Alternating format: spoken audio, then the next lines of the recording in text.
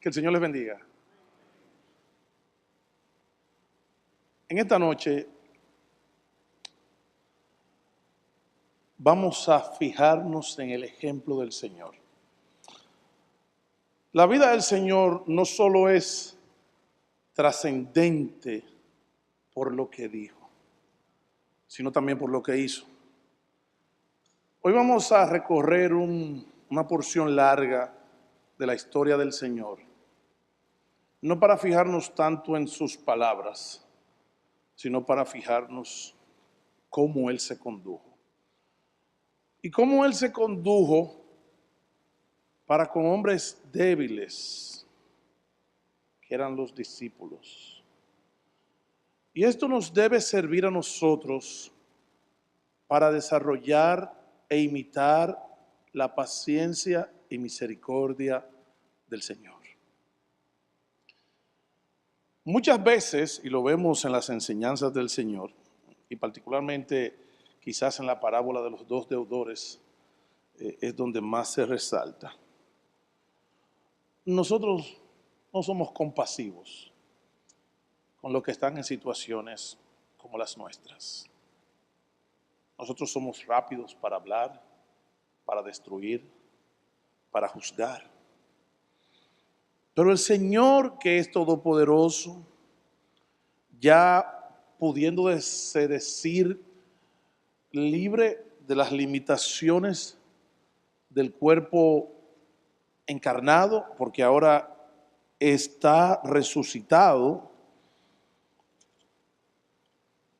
Él trata las debilidades de los discípulos con tanto amor y tanta paciencia. Sin embargo, nosotros en nuestra dureza olvidamos quiénes son nuestros hermanos. Y viene a mi mente aquel pasaje de cuando la ira de Dios se encendió contra el pueblo de Israel y el rey David ordenó un censo, el cual luego le pesó en su corazón. Y el Señor le dijo, mira, como castigo, escoge una de estas tres: persecución, plaga. Y dice David, mira, oye una cosa, si hay que escoger una, vámonos mejor con la mano de Dios sobre mí. ¿Sabe por qué? Porque de Él siempre esperaré en su misericordia. Yo quiero provocar y evocar en nosotros, hermanos, la virtud de la misericordia para con los demás, según el ejemplo del Señor. Padre, en esta noche, háblanos y ayúdanos a meternos en el pasaje con el objetivo de ver más allá de lo que hemos visto a simple vista, de cómo, Señor, nosotros debemos pensar en los demás, orar por ellos, dar oportunidad para que tu palabra y tu Espíritu Santo sean los que fijen las enseñanzas y moldeen el carácter de todos nosotros. Te pedimos que nos ayudes a salir de aquí con una profunda convicción de amor, paciencia y misericordia para con los demás. En el nombre de Jesús. Amén. Vayan por favor a Juan capítulo 21. Juan capítulo 21. Este es un pasaje que puede que en esta noche ustedes reciban una lectura poco convencional, porque es un pasaje que lamentablemente lo tomamos para darle chucho a los discípulos, pero no es lo que muestra el pasaje. Versículo 1, capítulo 21 de Juan. Después de esto, ¿después de qué? Después de las dos primeras apariciones que el Señor tuvo o hizo para con el grupo de los discípulos en Judea, ahora esta historia transcurre ¿dónde? Esta historia transcurre en Galilea. Y luego cuando nosotros hagamos unos cálculos y entendamos más el contexto, oye, mira, yo creo que vamos a tener que repetir el confiteor, por mi culpa, por mi culpa, por mi gran culpa. Porque, oye, es vergonzoso leer el pasaje y con la dureza que nosotros hemos tratado a los hermanos, que con esa misma dureza que tratamos a los discípulos en el relato bíblico, tratamos nosotros al que está al lado de nosotros también.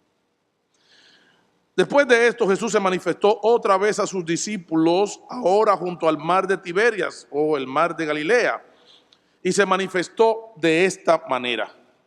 Estaban juntos Simón Pedro, Tomás llamado el Dídimo, Natanael el de Caná de Galilea, los hijos de Zebedeo y otros 2 de sus discípulos, un total de 7 de los 11 discípulos.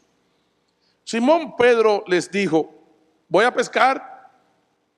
Ellos dijeron: vamos nosotros también contigo. Fueron y entraron en una barca y aquella noche no pescaron nada. Nosotros estamos muy acostumbrados a ver e interpretar la vida desde la perspectiva de un acuerdo salarial, de un beneficio donde nosotros recibimos regularmente alimento. De manera que, fíjate que a una persona le preocupa poco recibir una licencia médica, sea de 1 día, 3 días, 4 días, 5 días, 1 mes, 2 meses, 3 meses, 5 meses. Para eso una persona no le es problema.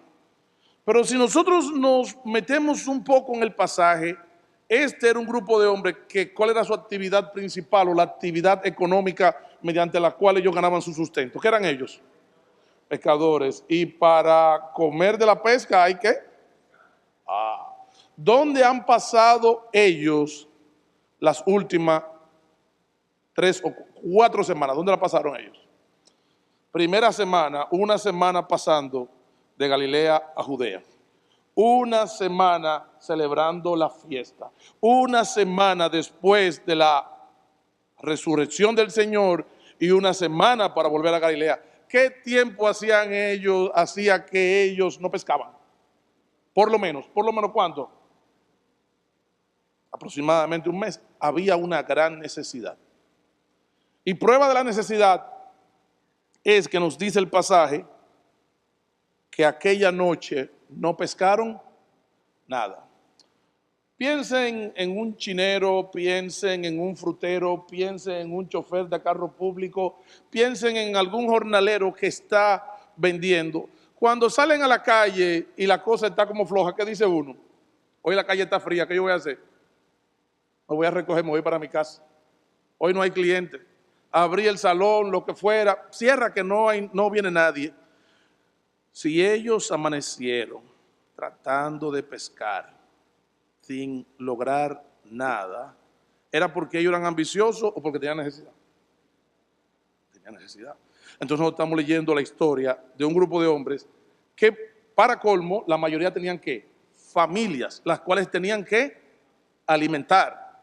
Y ellos ahora se deben estar recomponiendo económicamente después de haber durado 1 mes. Y de hecho, si nosotros miramos las diferentes celebraciones que se daban en Jerusalén y que todo judío devoto debía participar, todo hombre, mira, fácilmente 1 trimestre del año se le iba la producción en el viajecito y los preparativos para Jerusalén.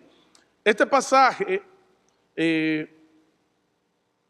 también a veces es interpretado de manera negativa sobre Pedro, pero al contrario, lo que está es reiterando que Pedro todavía tiene un liderazgo entre los discípulos, un liderazgo que en alguna medida se vio afectado como consecuencia del haber negado al Señor.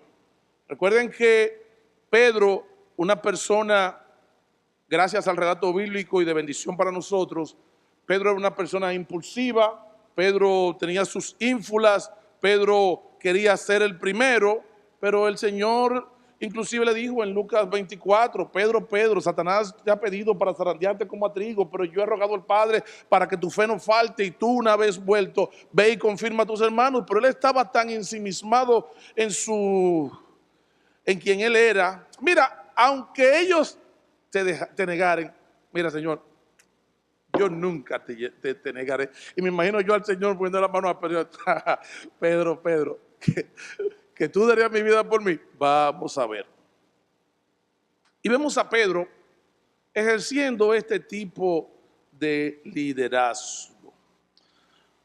Y los otros simplemente que dijeron, vamos nosotros también contigo. Una situación que cualquiera dice, Pedro, mira, son las 2 de la mañana, no es un pecado nada, nos vemos entonces en el otro porque ¿para qué vamos a seguir? Pero había presión económica.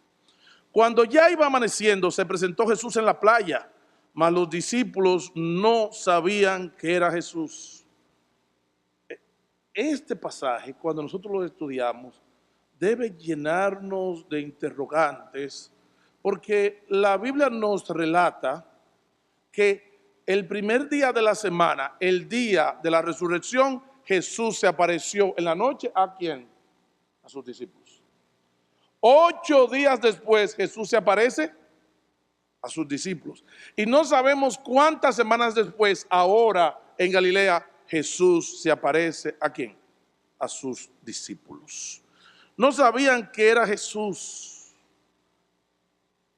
Y una de las razones por las cuales Jesús toma tanto tiempo posterior a su resurrección es para afirmar enseñanzas en el corazón de los discípulos, que bien él pudo haberle dicho, bueno muchachos, miren, ya ustedes vieron, tal como yo le dije, yo resucité, entonces esto es para adelante que va, salgan, hagan la obra de ministerio, hagan todo lo que yo les dije, porque ustedes están garantizados. ¿El Señor pudo haber hecho eso el primer día? Sí. ¿Estaban ellos en capacidad de asimilar esa verdad? No.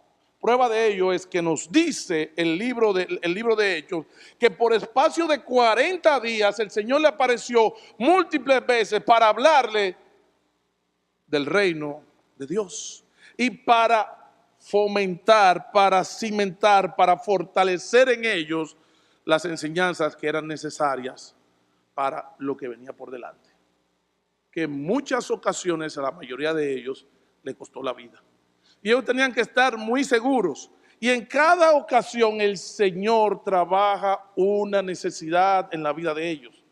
En el primer día nos dice que estaban ellos reunidos a puerta cerrada. Juan capítulo 20, versículo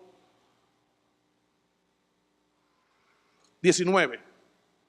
Cuando llegó la noche de aquel mismo día, el primero de la semana, estaban las puertas cerradas en el lugar donde los discípulos estaban reunidos por miedo de los judíos. Vino Jesús y puesto en medio de ellos, dijo que paz a vosotros. ¿Por qué ellos estaban a puerta cerrada? Porque había la posibilidad, estaban dadas todas las condiciones para una persecución. Tanto es así que solamente unos días antes, 3 días antes, el mismo Señor Jesús había sido muerto. Y ellos estaban, es verdad, todo lo que el Señor les dijo era verdad, pero ellos tenían que vivirlo. Y ellos estaban a puerta cerrada y Tomás no estaba con ellos. ¿Cuál es la aparición del Señor? Recuerden que para este momento en la tarde ya hay el testimonio de las mujeres, ya está el testimonio de Pedro, está el testimonio de varios que dicen, el Señor resucitó, sí, pero vamos a trancar la puerta. Okay. Ellos estaban en una situación también de premura y de inseguridad. Y el Señor viene y se presenta a ellos esa noche, versículo 19 en adelante. Y en vez de él reclamarle, ven acá, pero ustedes son blanditos. Yo que le dije a ustedes que yo iba a resucitar y resucité y esto y que lo otro. ¿Qué hace el Señor? El Señor viene a trabajar una necesidad en ellos. ¿Y qué le dice? Paz a vosotros. No solamente un saludo característico y convencional de él, sino también la necesidad de esto. Recuerda que él había tenido apariciones particulares, algunas de las mujeres, se le había aparecido a Pedro, nos dice primero a los Corintios 13, habían tenido varias personas contacto con él, inclusive él fue caminando hasta la provincia, hasta la ciudad de Maús y luego regresa a donde ellos estaban reunidos. ¿Y saben qué? Dios tenía que trabajar en ellos la seguridad y la confianza. Y para que ellos estuvieran claros que era Jesús, y cuando, versículo 20, cuando les hubo dicho esto, le mostró las manos y el costado, y los discípulos se regocijaron viendo que era el Señor. ¿Tú quieres que te diga algo?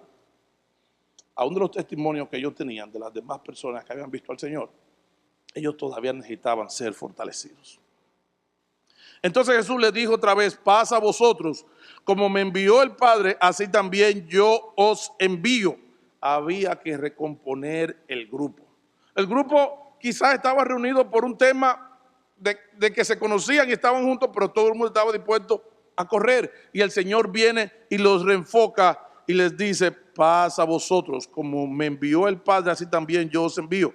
Y habiendo dicho esto, sopló y les dijo: recibid el Espíritu Santo. A quienes remitiereis los pecados les son remitidos, y a quienes se los retuviereis les son retenidos. Versículo 24. Pero Tomás, uno de los 12, llamado Dídimo, no estaba con ellos cuando vino Jesús. El Señor tiene el cuidado de trabajar con la necesidad particular de cada uno de los discípulos. Le dijeron pues los otros discípulos a Tomás: al Señor hemos visto. Él les dijo: si no viere en sus manos la señal de los clavos. Y oigan, qué exagerado, pero también está diciendo la necesidad de su corazón. Y metiere mi dedo en el lugar de los clavos, y metiere mi dedo en el lugar de los clavos, y metiere mi mano en su costado, ¿qué dijo él? No creeré. ¿Eso qué nos dice? Y si estamos leyendo el pasaje con la actitud correcta, más que una acusación, nos dice la gran necesidad que tenía Tomás. Necesidad que muchos de nosotros tenemos. Necesidad que se pone en evidencia cuando estamos en aflicción, cuando tenemos pruebas, cuando lo hemos perdido todo, cuando tenemos enfermedad, cuando ha fracasado nuestro matrimonio, cuando nuestros hijos se han desbandado. Nosotros tenemos necesidades. Y te tengo una buena noticia: el Señor está dispuesto a dedicarte tiempo.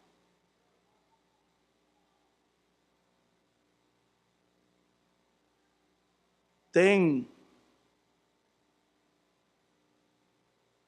la valentía de ser honesto y decir: Señor, yo tengo necesidad. Él no usó esa palabra, pero evidentemente, si tenemos el testimonio de las mujeres, tenemos el testimonio de Pedro, tenemos el testimonio de los 10 que le dicen al Señor hemos visto, y él dice: mira, a menos que yo no meta el dedo en la mano donde estaban en el lugar de los clavos, y yo metiera la mano en su costado, mira, yo no voy a creer.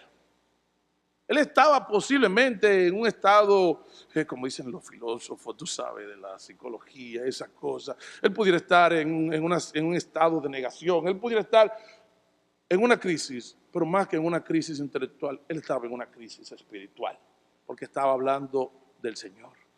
¿Cuántos de nosotros, cuando recibimos palabra de aliento del pastor, de los hermanos, que el Señor nos envía alguna palabra oportuna, nosotros no hemos reaccionado como Tomás? ¿Tú sabes lo que menos necesitamos nosotros en ese momento, aparte de nuestra necesidad? Ser juzgados. ¿Sabes lo que hizo el Señor? No te preocupes, yo voy a trabajar con Tomás. 8 días después estaban otra vez sus discípulos dentro, y se presume que esto ocurre todavía en Judea, y con ellos Tomás. Llegó Jesús, ¿y cómo estaban las puertas? ¿Por qué las puertas estaban cerradas? Porque todavía estaban en Judea. Si ellos hubieran estado en Galilea, no es necesario tener las puertas cerradas. ¿Dónde era que estaba el cónclave? ¿Dónde era que reinaban y tenían control los enemigos del Señor? ¿Dónde estaban? En Judea. Y ellos estaban todavía en peligro. La cosa no se calmó con la muerte de Jesús. Y ellos tenían todavía miedo. Aunque habían visto al Señor, pero el peligro era real. Llegó Jesús y estando las puertas cerradas, se puso en medio de ellos. ¿Y qué les dijo? Señores, yo les voy a decir una cosa, porque nosotros a veces, yo pienso que nosotros no sabemos leer la Escritura. Ponte a pensar donde tú estás en un lugar que está súper cerrado, tan herméticamente como las condiciones lo permiten, y que una gente se aparezca.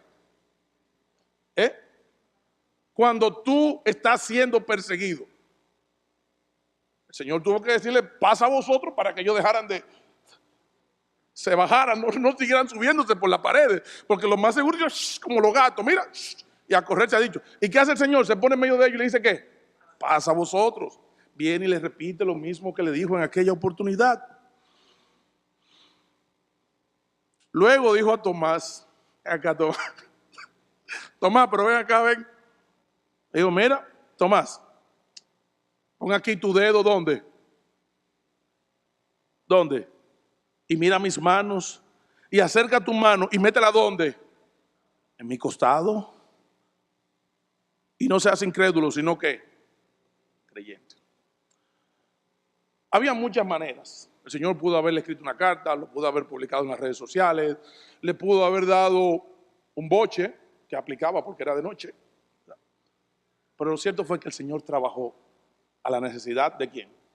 De Tomás. Y esa aparición de ese día fue para calmar la necesidad de Tomás. Una necesidad que posiblemente estaba en ebullición, que sí, que creo, que no creo, que sí, que creo, que no creo. Y el Señor viene y tiene una segunda aparición. ¿Para qué? Para trabajar en el corazón de Tomás. Entonces Tomás respondió y le dijo, Señor mío y Dios mío. Y es un cuadro que si lo interpretamos, no fue que él dijo, Señor mío y Dios mío, no. Esta es una expresión de adoración. Esta es una expresión donde él mismo se ve sorprendido que el Señor le dijera literalmente la misma palabra que él dijo estando cerrado con los otros discípulos.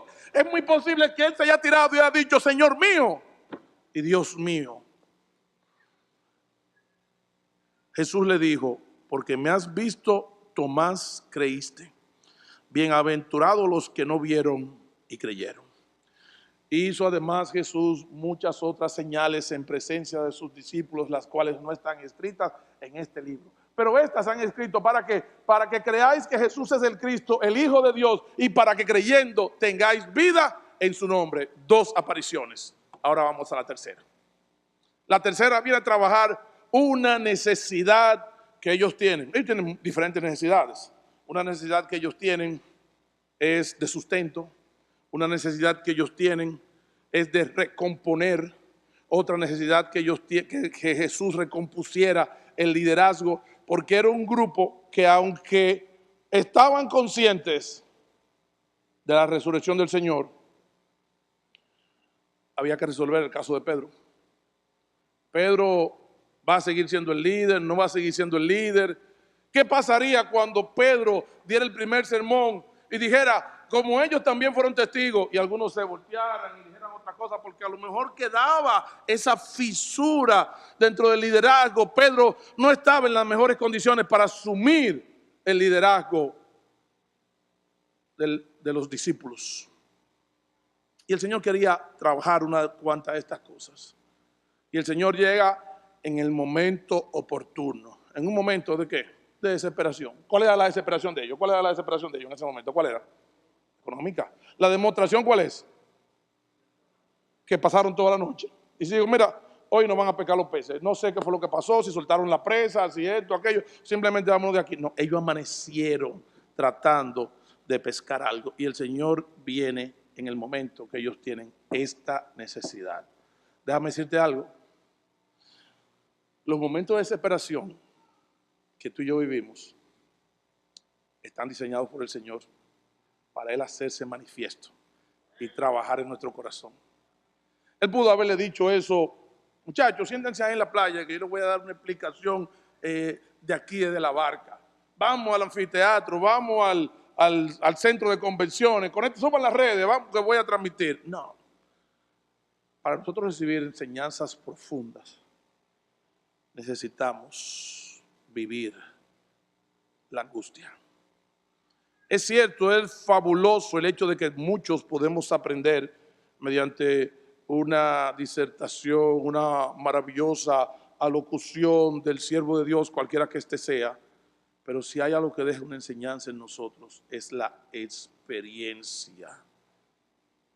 Cuando nosotros vivimos el dolor. La escuela del dolor es la más significativa. El Señor en su misericordia no solamente nos enseña a través del dolor y la dificultad, Él tiene otros métodos, pero miren, esa difícilmente falla. Versículo 5 del capítulo 21. Hijitos, ¿tenéis algo de comer? Para ellos, ¿quién era? Simplemente uno que amaneció por ahí con hambre, en una situación quizás más desesperada que la de ellos, y ellos le dijeron, no hemos pecado nada. Él les dijo, echad la red a la derecha de la barca y hallaréis. Cosa que ellos no habían hecho, por lo menos en ese momento. Mira, pero verdad, no le hemos echado, toda la noche le hemos tirado del lado izquierdo, ¿verdad que sí? Posiblemente ellos se encontraban, no sé explicar cuál es la poa, la proa, la popa, pero lo más seguro, el lado derecho no era el que más favorecía. Entonces ellos la echaron, y como dice el pasaje, y ya no la podían sacar por la gran cantidad de...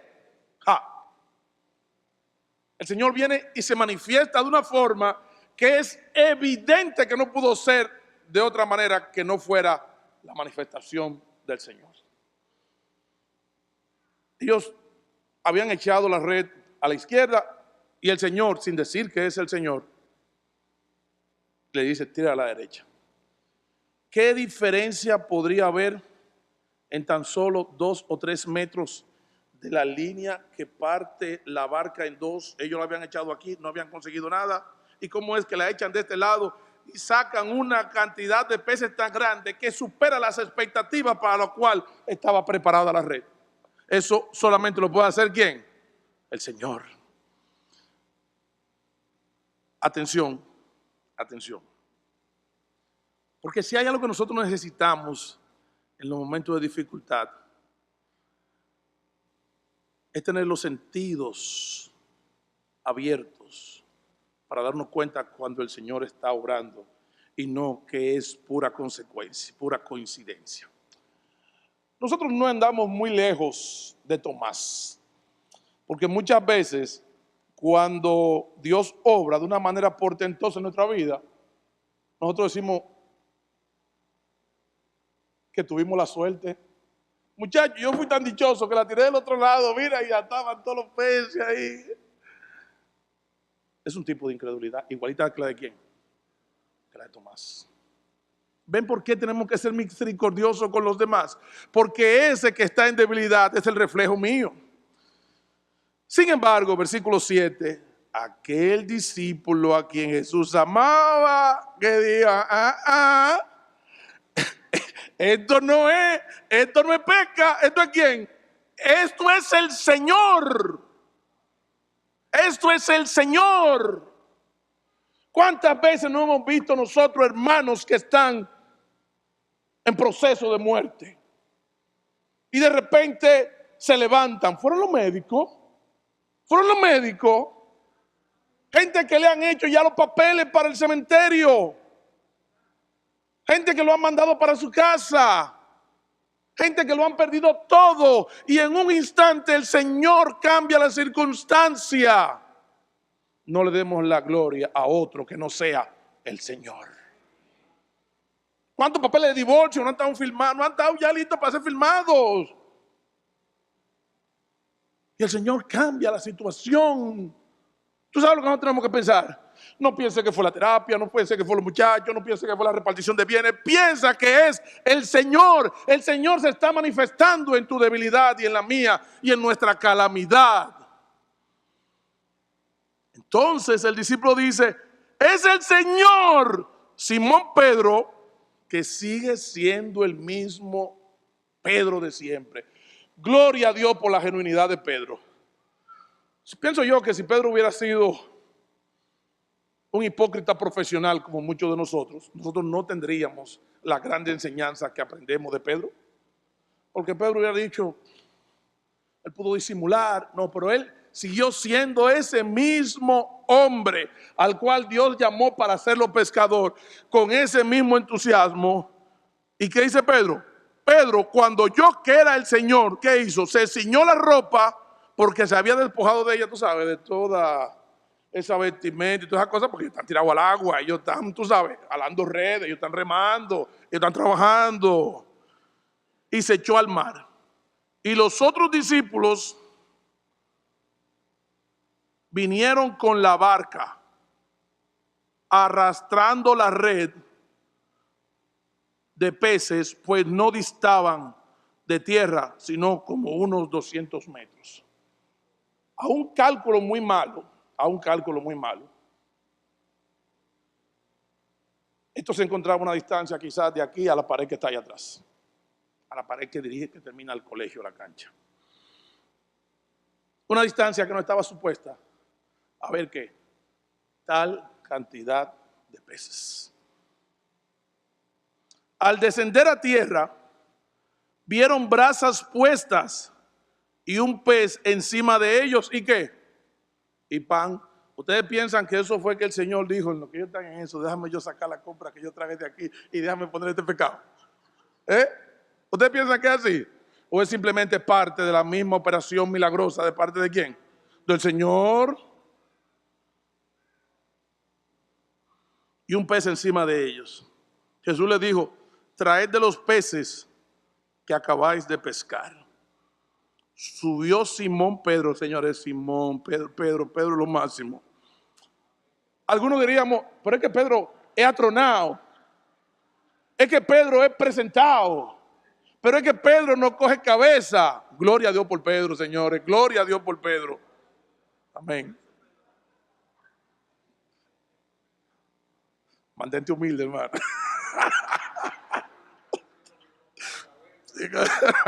¿Verdad? También, gloria a Dios por lo bueno, ¿verdad que sí? Subió Simón Pedro y sacó la red a tierra de grandes peces. ¿De cuántos peces? ¿Dónde se consiguen los grandes peces? ¿Dónde se consiguen? ¿Y a dónde lo cogieron ellos? A la orillita ahí. Que fíjate que ellos llegaron caminando, arrastrando ¿qué? La red. Ellos no estaban supuestos a conseguir tantos peces de tanto tamaño a poca distancia de la playa.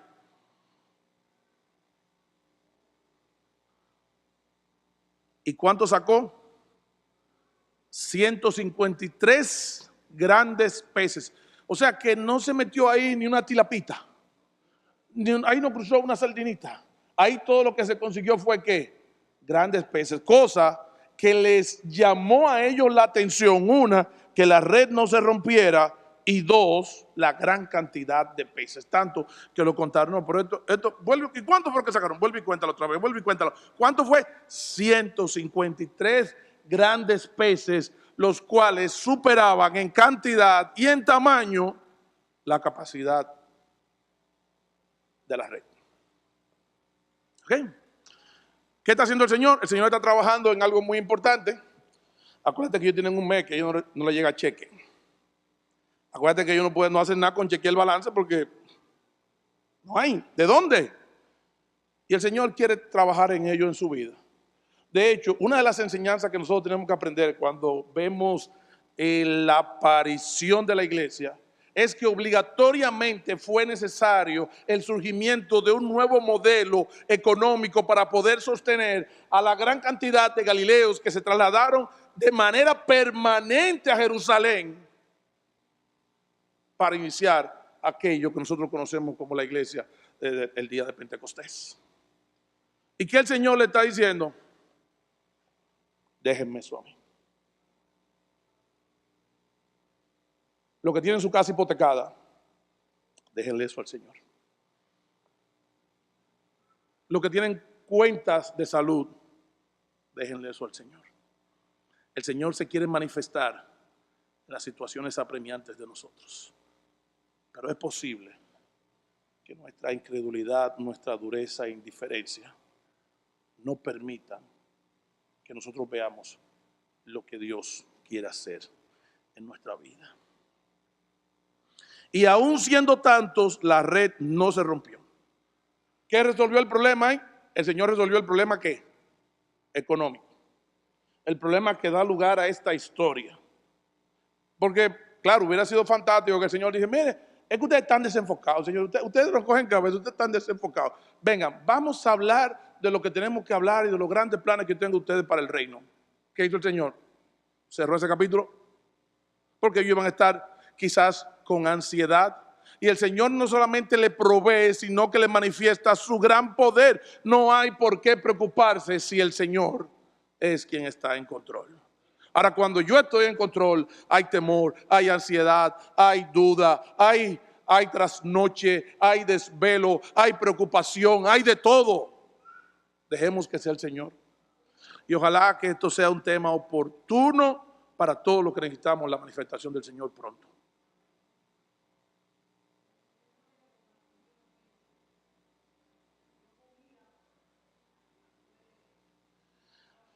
Quizá el problema de ellos inmediato no era comer. El problema de ellos era el otro día. Sí. Les dijo, venid, comed. Y ninguno de los discípulos se atrevía a preguntarle, escúchame, ¿y tú quién eres? Porque quedó claro que eso solamente podía hacerlo ¿quién? No dudemos. Dejemos que el Señor obre. Vino pues Jesús y tomó pan y les dio a sí mismo del pescado. ¿Quieren que les diga algo? Era tremendo pescado. ¿Cuánto comieron de ese pescado? 8 con él. No. Esta era ya la tercera vez que Jesús se manifestaba a sus discípulos después de haber resucitado de los muertos.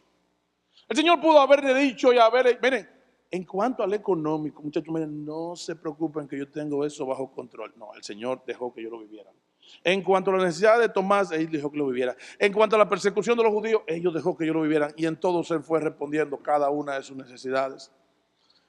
¿Era posible para Elías conocer el Dios de la provisión sin los cuervos y sin estar al arroyo?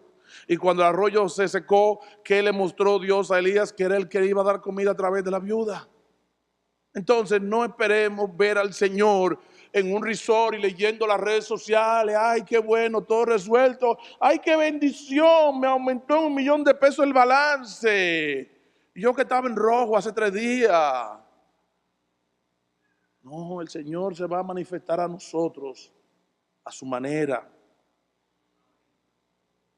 Esta era ya la tercera vez que Jesús se manifestaba a sus discípulos después de haber resucitado de los muertos. Cuando hubieron comido, el Señor va a trabajar otra cosa ahora. Vamos a resolver el expediente de Pedro. ¿Okay? Jonás, Pedro, como que dice, Simón, hijo de Jonás. Recuerden que, ¿cuál fue la causa del debacle de Pedro? Que Pedro se creía que era más que los demás. Jesús, Simón, hijo de Jonás, ¿me amas más que estos? Tímidamente dice, sí Señor, tú sabes que te amo, pero no le contestó la pregunta larga. Tú sabes que yo te amo y posiblemente con esa enseñanza que yo sé responder por mí, yo por lo demás no hablo. ¿Qué le dice el Señor? Apacienta mis corderos. Volvió a decirle la segunda vez, Simón, hijo de Jonás, ¿me amas? Pedro le respondió, y oigan, cada vez que el Señor le hace esta pregunta a Pedro, eso lo va atravesando. ¿Entiendes? Porque a su mente viene la negación que él hizo aquella noche. Señor, Simón, hijo de Jonás, ¿tú me amas? Sí, Señor, yo te amo. Pero respondió, sí, Señor, tú sabes que te amo. Pero ya no llenándose la boca. No te preocupes que yo voy a resolver, mira, dame nada más, autorízame para que tú veas como yo arranco y pongo a volar todo esto. No. Pastorea mis ovejas. Le dijo la tercera vez, Simón, hijo de Jonás, ¿me amas? ¿Qué dice el pasaje? ¿Qué dijo el pasaje? ¿Qué dice el pasaje? Pedro se entristeció de que le dijese la tercera vez, ¿me amas? Y le respondió, y oigan, leamos el pasaje como lo está explicando El texto, la narración. No fue que le dijo, sí Señor, tú sabes que te amo. No, él se lo dijo con la voz entrecortada, porque dice el pasaje que él, cuando el Señor le preguntó la tercera vez, ¿qué hizo? Se entristeció. Y él con la voz entrecortada, es lo que dice el pasaje, porque él estaba triste. No con la indiferencia que nosotros leemos, sin interpretar las emociones que están siendo narradas. Y le respondió, Señor, tú lo sabes todo. Tú sabes que te amo. Jesús le dijo que pacienta mis ovejas. Si el Señor te va a restaurar luego de un desliz, de una caída espiritual, va a ser necesario que tú reconozcas tu fracaso. Y Él va a tener que pullar, que exprimir el nacido. No hay restauración sin dolor. Y el Señor pudo haber dicho, pero ¿para qué yo voy a mortificar a Pedro si yo sé quién es Pedro? Pedro, mira, tú me amas, pero yo sé que tú me amas, deja eso así, y lo que yo quiero es que tú estés positivo de aquí en adelante. No, ¿qué hizo el Señor? Lo llevó al punto de ¿qué? De que expresara su arrepentimiento. ¿Qué hizo el Señor? Dejó resuelto el problema también de ¿qué? De Pedro, de liderazgo. ¿A quién le dio él la llave del reino de los cielos? ¿A quién? A Pedro. ¿Quién fue que dirigió el proceso de la elección de Matías? ¿Quién fue que tuvo el primer sermón? ¿Quién fue que confrontó a los ancianos? ¿Quién fue? Fue Pedro. Pero para sacar ese Pedro que iba a glorificar al Señor con su vida, el Señor tenía primero que restaurarlo. Y él tenía que reconocer y ser humilde, cosa que no era su característica principal. Tercera aparición del Señor. ¿Qué tiempo tomó aproximadamente? Tomaron estas tres apariciones aproximadamente, según lo que hemos leído e inferido del texto. ¿De qué tiempo estamos hablando? De 3 a 4 semanas. O sea, el Señor se tomó alrededor de un mes en resolver situaciones minúsculas según nosotros, ¿verdad? Que estamos tan dispuestos a acabar con los demás. Pero que el Señor sabía su tiempo. El Señor sabía su tiempo. Otra aparición importante del Señor la encontramos ¿dónde? En Mateo 28. Recuerden que el Señor le había dicho a través en diferentes ocasiones, e inclusive el ángel que estaba sentado sobre la piedra, que le dijo, vayan rápido que Él los espera y se van a juntar con ustedes ¿dónde? En Galilea. La instrucción del ángel fue, váyanse a Galilea. En la noche, ¿dónde estaban ellos? En Judea. Y una semana después, ¿dónde estaban? ¿Qué le dijo el Señor? A través del ángel. Y que el Señor le había dicho, le especificó el monte donde ellos se iban a reunir. ¿Dónde? En Galilea. Es muy posible que el Señor le diera para atrás y esperara trabajar con ellos antes de que pudieran llegar a Galilea.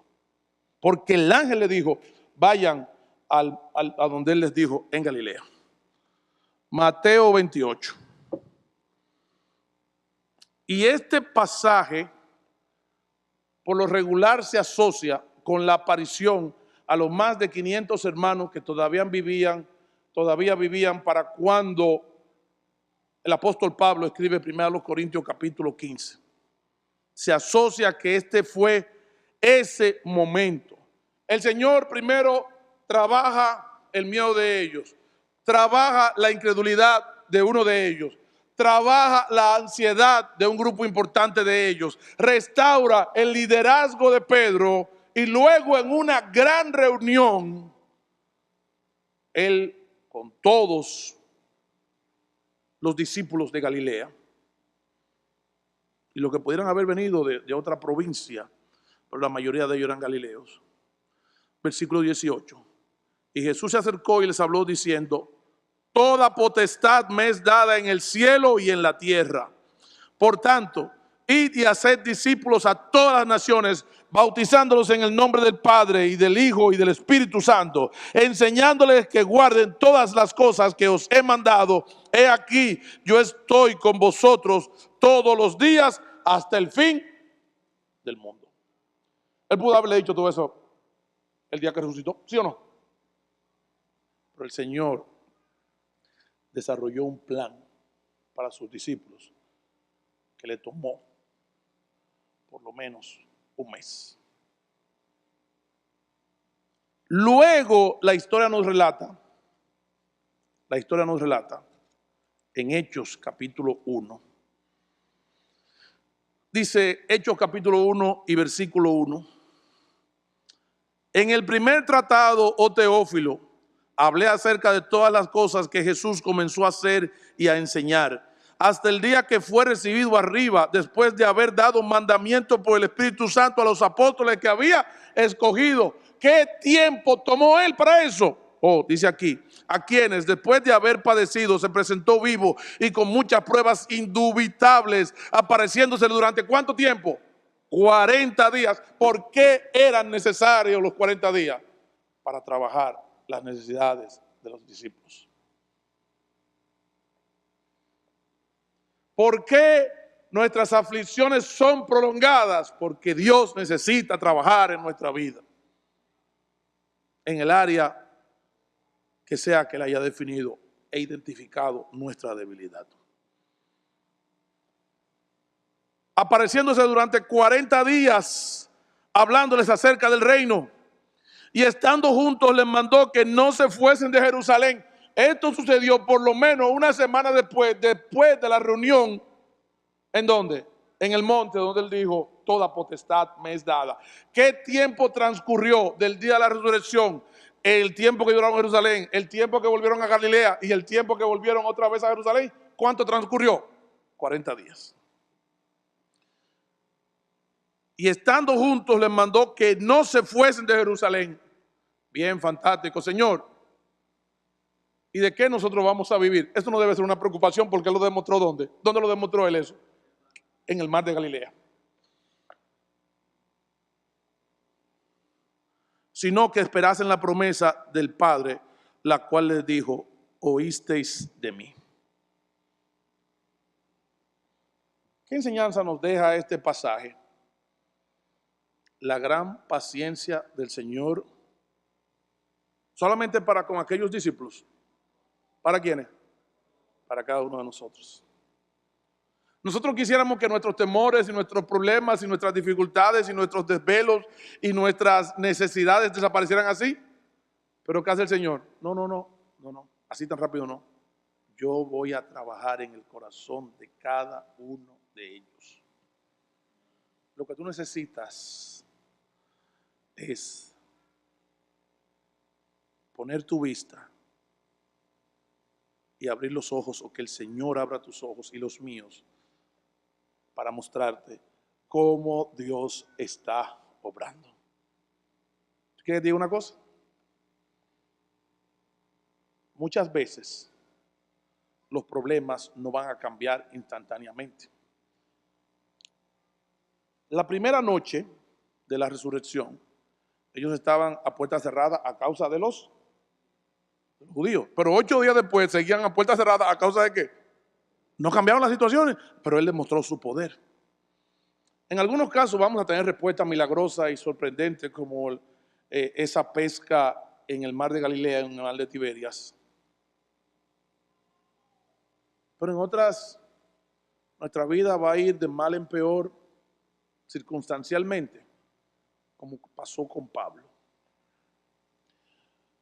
¿Qué es lo importante que debemos llevarnos en esta noche? Que sea cual sea nuestra situación, Dios tiene control. Que sea cual sea nuestra necesidad, Dios está dispuesto a tomarse su tiempo para trabajar en nuestra vida. Y que en la medida que nosotros vemos la obra de Dios, esto nos va a servir a futuro para hacer la obra de Él en situaciones más demandantes. El día de Pentecostés, cuando Pedro predicó el primer sermón, él dice, de lo cual ellos también son testigos.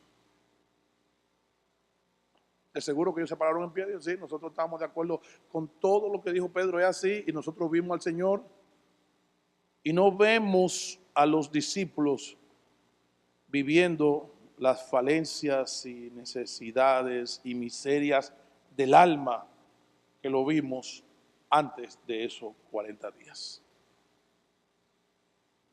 El Señor está obrando en tu vida. No te desesperes. Pero te digo otra cosa, tampoco te desesperes cuando esté obrando en la vida de los demás.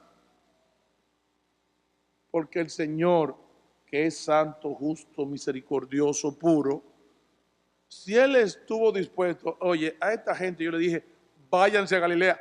¿Qué es lo que hacen en Jerusalén? Todavía una semana después.